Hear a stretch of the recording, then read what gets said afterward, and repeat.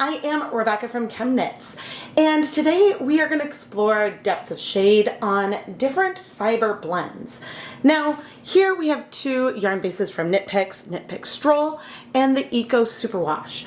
Both of these are Superwash fiber nylon blends. Stroll is 75% superwash merino wool, 25% nylon, and the Eco Superwash is 70% Superwash Alpaca, 30% nylon. Now, before we get started, I want to give a huge shout out and thank you to today's lab partner, Jill Shanmugasundaram. Jill, thank you so much for being my lab partner today, and I'm so excited to play around with this Eco Superwash. I have dyed the Eco Superwash a couple of times, and I've even dyed it side by side with the Stroll before.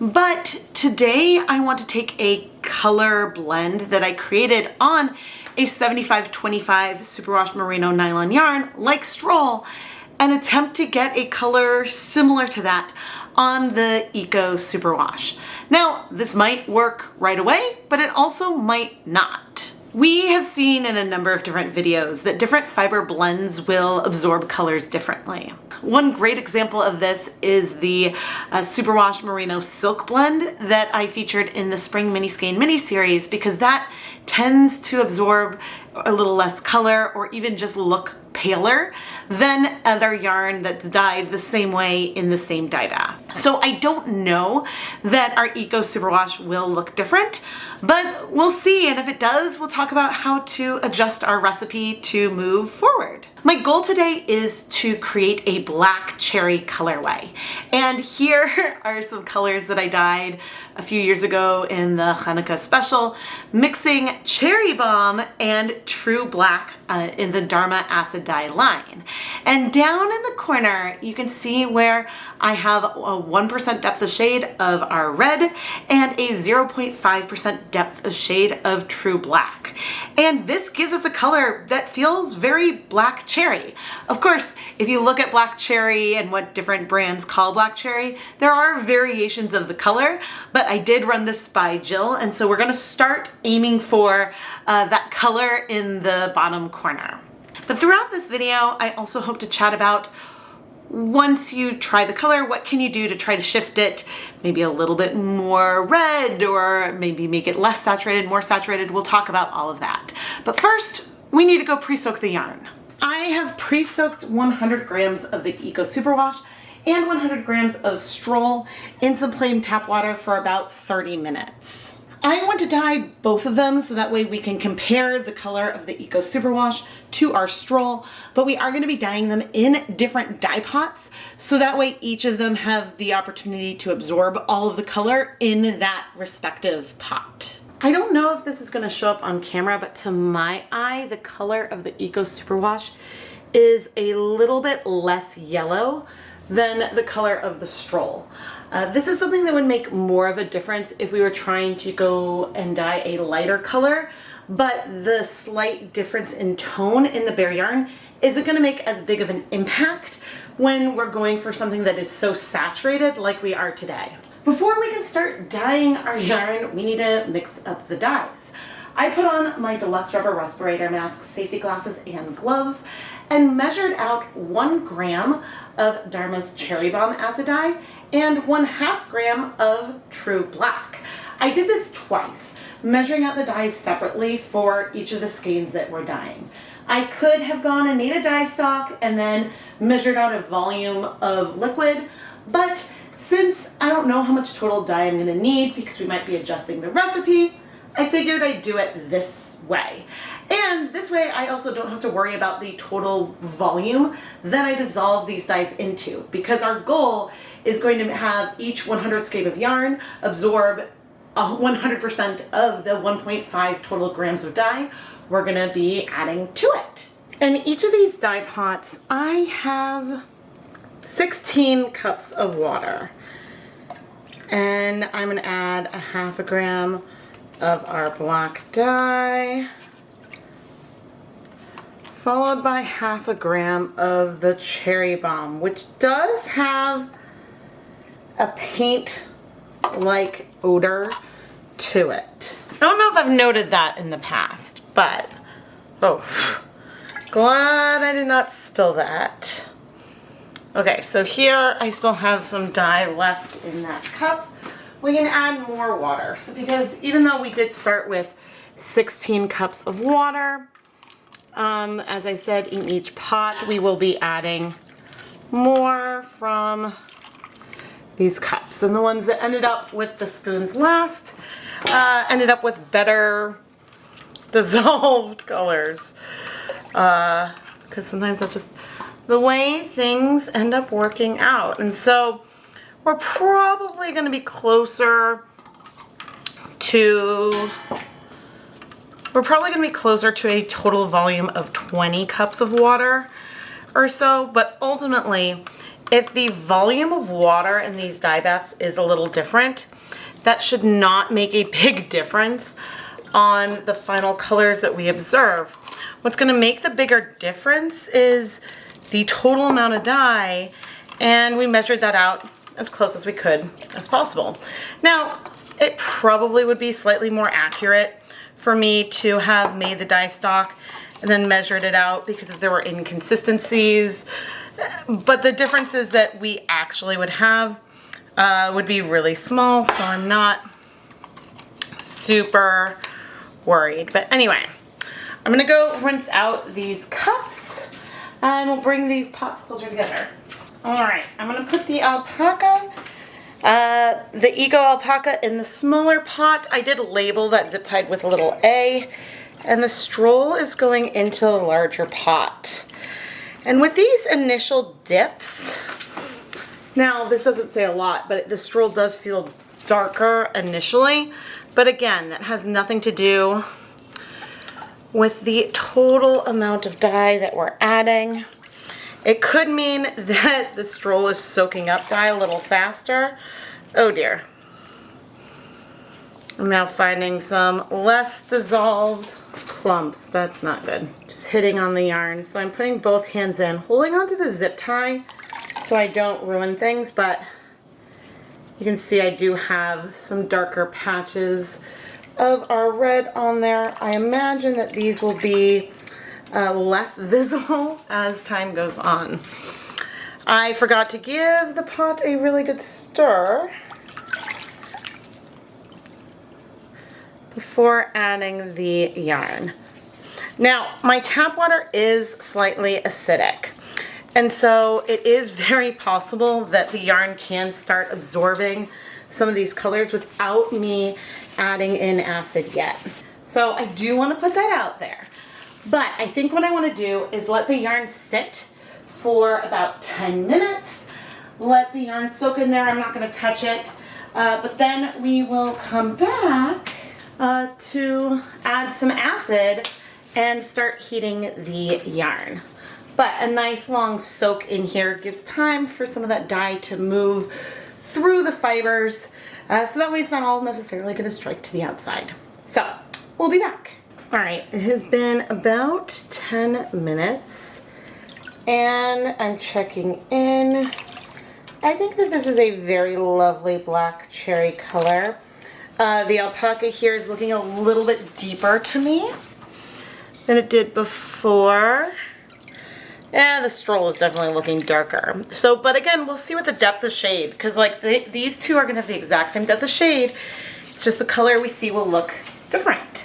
All right, let's add some acid. I'm going to do 2, 3, 4, 5, 6 tablespoons of white vinegar, equivalent of about 3 tablespoons for 8 cups. 1, 2, 3, 4, that's a little more than 1, 5, 6. Similar to the volume of water, some differences in pH can change the way that colors strike depending on the overall technique. But with the technique we're using here today, even raising and lowering the yarn some, it shouldn't make a huge difference. So now I'm going to go start heating up the yarn. We're going to aim for a temperature that's just below a boil, and we're going to heat everything for 30 minutes. Now, when we hit the 30-minute mark on each of the pots, it might actually be a different amount of time in real life. just because my burners are different sizes. So we'll check in after a bit and see if we notice maybe one dye pot has cleared and the other hasn't, or something like that. Why is this a really big concern? Well, the depth of shade of a color, or the number of grams of dye per 100 grams of yarn, refers to the color that you see on a particular yarn base compared to itself. And so if you were gonna dye a wool acrylic blend with the exact same amount of dye as a 100% wool skein, the 100% wool is gonna appear darker because that acrylic in the other yarn isn't gonna absorb the dye, and it's gonna make everything look paler overall. Now, some fiber blends have everything in there that will absorb color, like both of our yarns today. But there are cases where, for example, if you have 100% silk, it will absorb all of the acid dyes you're adding. But because of the way silk fibers interact with the dyes, you just need more dye on that silk to get the same color as you do on wool yarn. I don't know exactly what it is about that, but that's just the way that those fibers and the way the dye molecules interact with those fibers. That's just the way that that works. And so alpaca historically has been slightly more muted than, say, stroll, but we'll have to see what we end up with today. It's very possible our yarn's gonna look very, very similar to one another. Now, one other thing that can make a difference, especially if you're doing with a lighter color than what we're dealing with today, is the actual physical color of the bare yarn. Sometimes the difference between a bare yarn and another bare yarn is a lot more obvious, like when you have yak or something in there that really makes a huge visible difference in that color that you're seeing.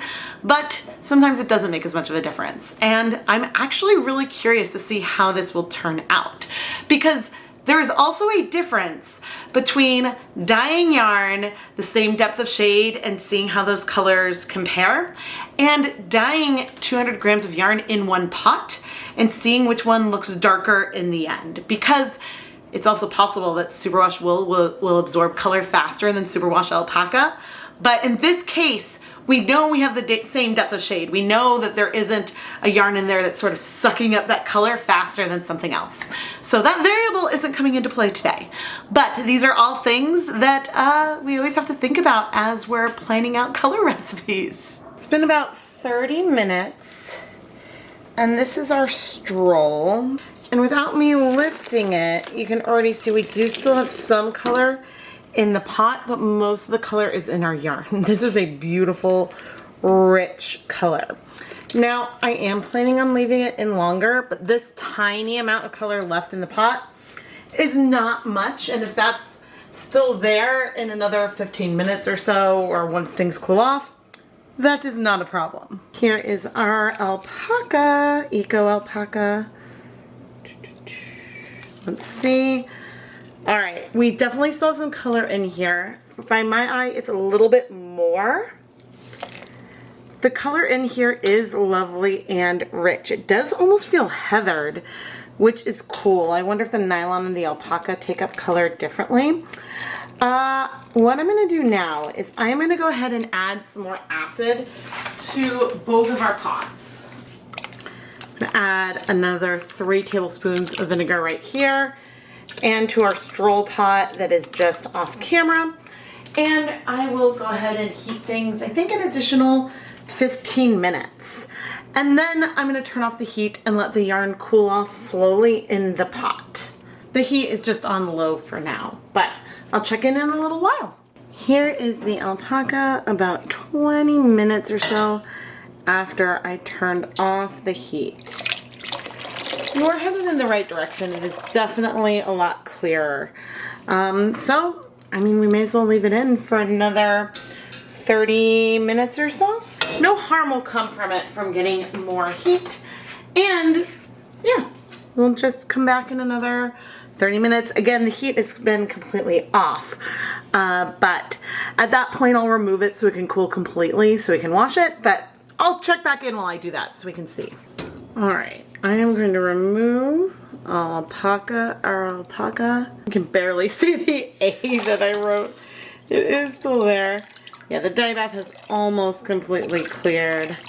There is some lovely tonal variation in here. It's a beautiful color. I am just curious to see how it compares to our stroll, which I am removing from the adjacent pot to see how the color compares. And you know what? The color looks very, very similar.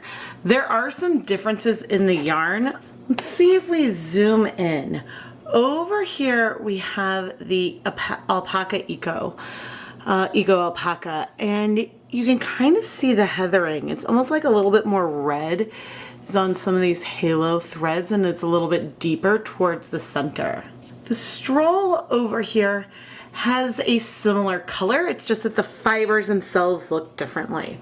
I wonder if the nylon content is absorbing color similarly in both. The Merino similar to the nylon, but the Superwash Alpaca maybe a little bit slower. I don't know.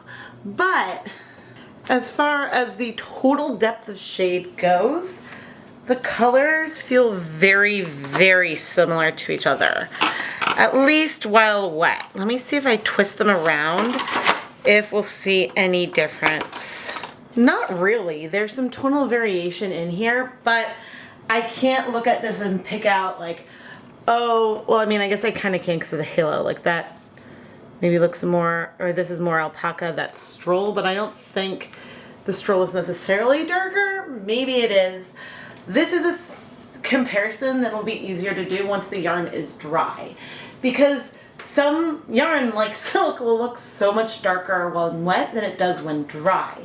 Whereas wool looks darker when wet and a little lighter when dry, but it is less of an extreme change as with a silk blend.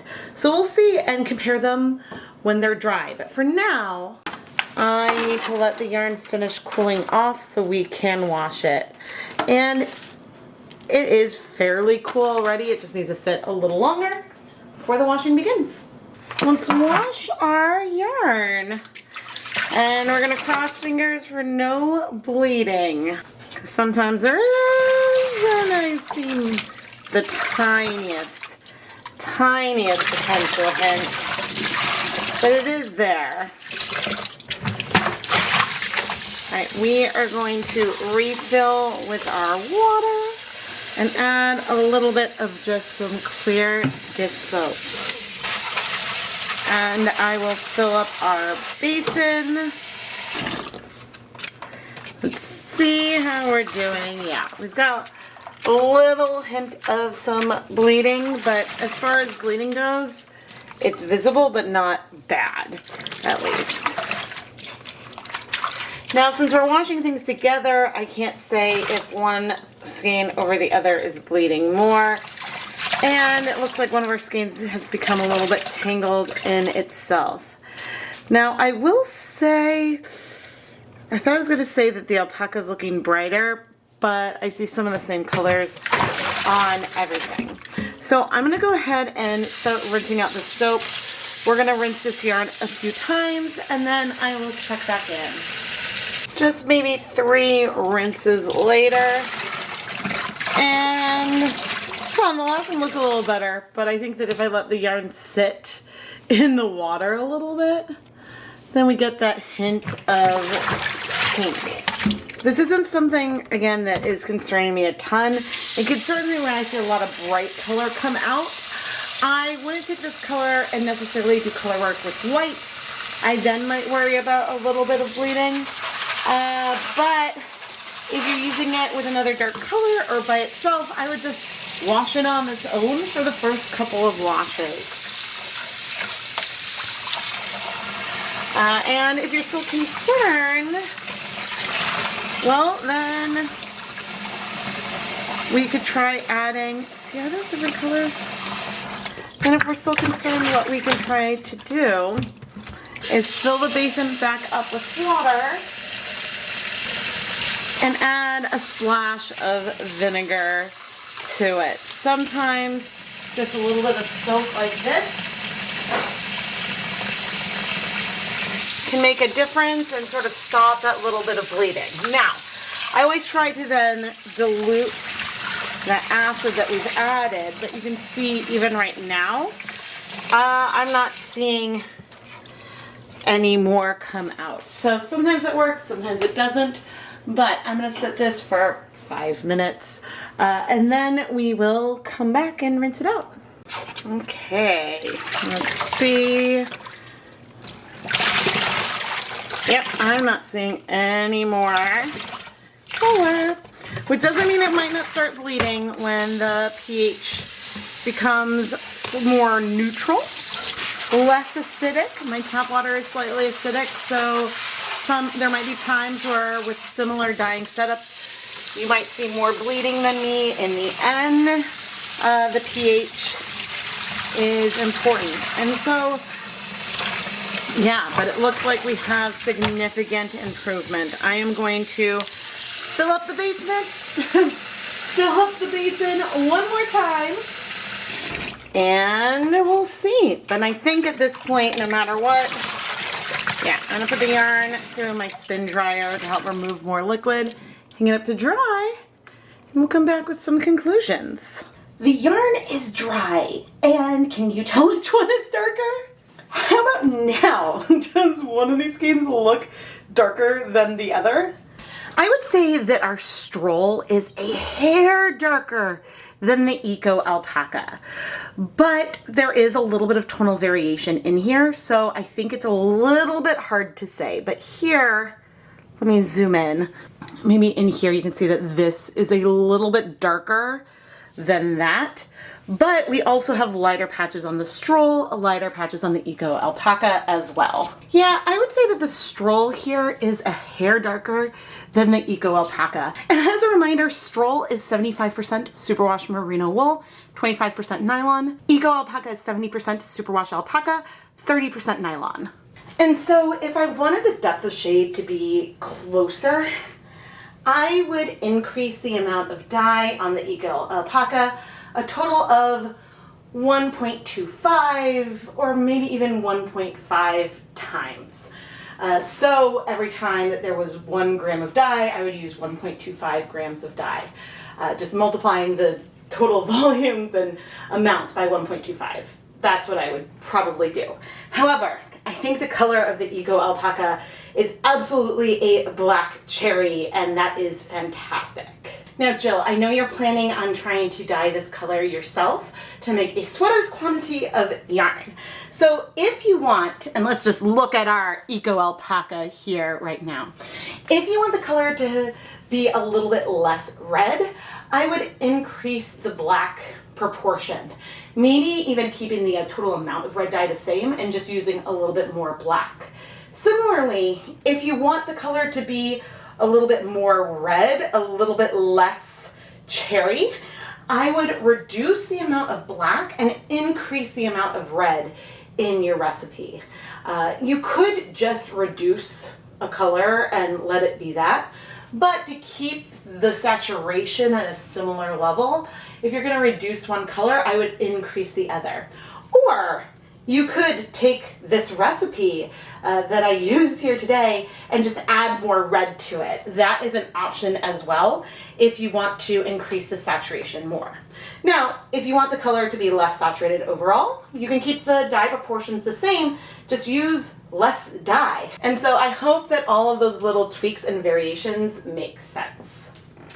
Jill, thank you so much for being my lab partner for today's episode of Dyepot Weekly. I really hope that this video was helpful and informative and that you enjoyed it. If you at home would like to learn more about how you can become a lab partner, go and check out the listings in the ChemKnits Creations Etsy shop. And if there is a specific request you have in mind, please chat with me on Etsy before purchasing the listing, so that way we can make sure it's something that fits in with my schedule and with the materials that I have on hand.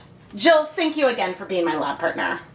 I am Rebecca from ChemKnits, and I feel like I always need to give the reminder that depth of shade refers to the amount of color per 100 grams of yarn on a particular yarn base.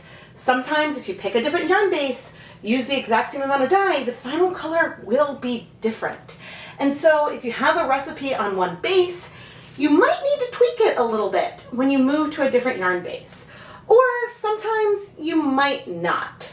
Now, I decided, because things were so similar when wet, that I wasn't going to do a second round today where I deepened this Eco Alpaca yarn more.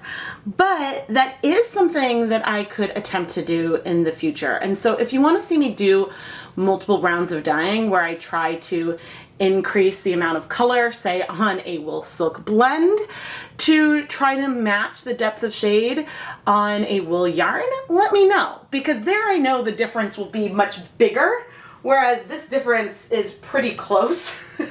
And honestly, sometimes dye lot differences might be around that close. At one point, I had some requests to do a Math of Yarn Dyeing live stream, and I actually have a setup where I could do that. My husband both has a whiteboard in his office that I could use and write on, but he also has some tablets that can use to write on screens.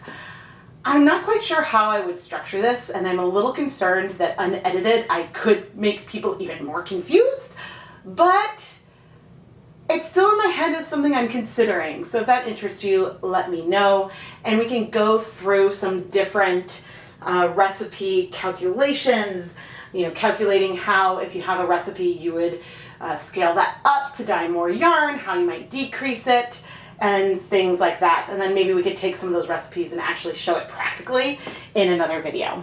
But we will see. Anyway, please subscribe, turn on notifications, and do all the YouTubey things. Thank you so much for watching.